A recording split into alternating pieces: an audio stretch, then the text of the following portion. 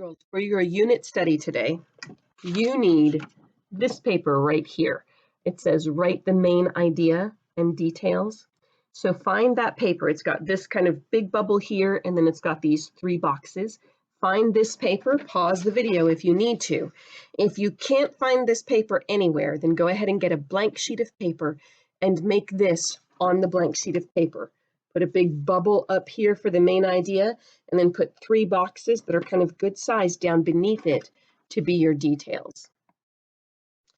So boys and girls, anytime that you have work to do based on a book or a movie, it's a good idea to take a look at the work before you watch the movie or read the book.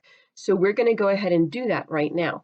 This is going to be write the main idea and details. So here up at the top, let's go ahead and fill this in right now. The name, your name. Your name is not Mrs. Pitton, so don't write Mrs. Pitton. Write down your name. This says title of video, so that's the name of the video. The name of the video for today is Pond. It's all about a pond habitat. So you guys have already done your little booklet about this. This is going to be some review, but also it's going to be some practice looking for the main idea of a video and the details. So boys and girls, here the main idea. At the end of the video, you're going to think, what was this video mostly about? And write that down. Then here is the challenge. There are lots of details in the videos. Your job is going to be to try to pick out the 3 most important. So I want you to add here MI. Most important detail number 1. Most important detail number 2. Most important detail number 3.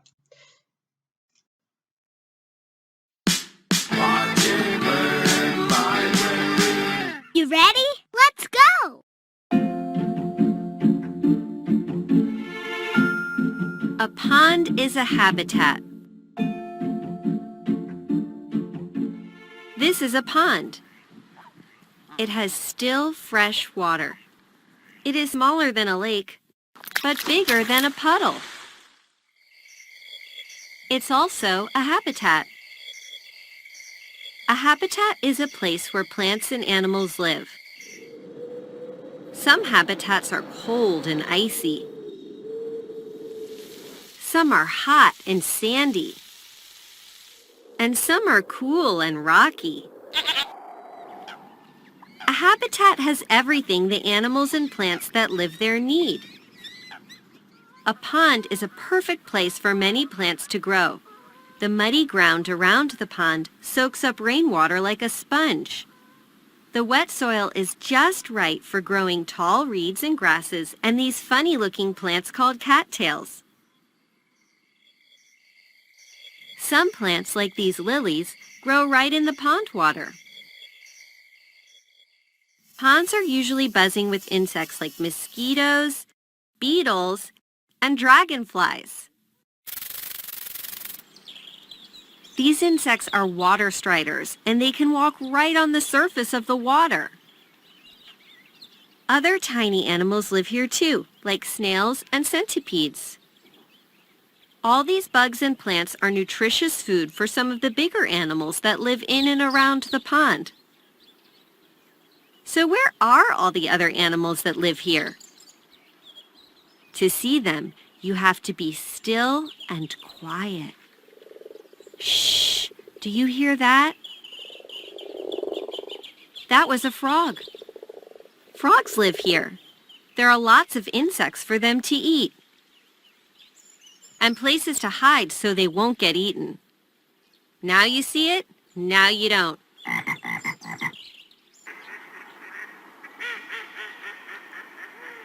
It's a mother duck and her babies.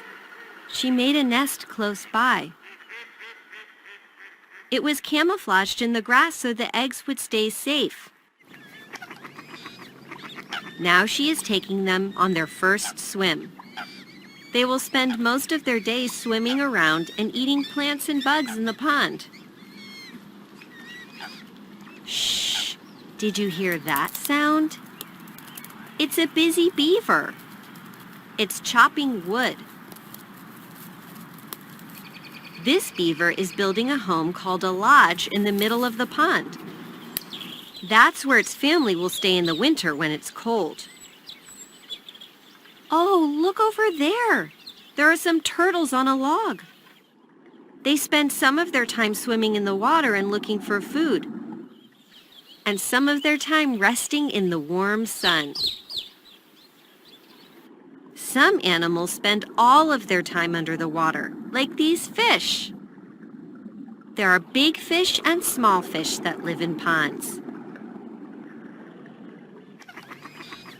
And the fish bring visitors to the pond, like this heron. Got it. Thanks for visiting, Mr. Heron.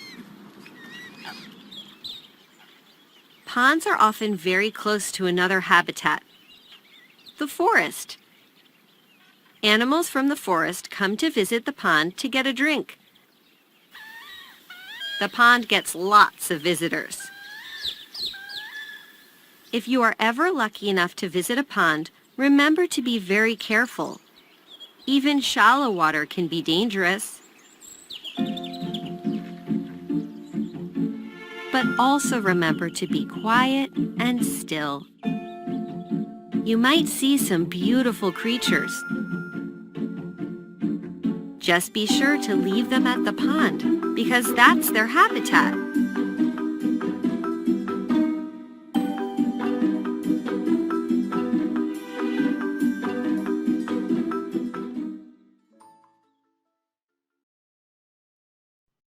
Boys and girls, it can be really hard to pick out the important details from all the other details.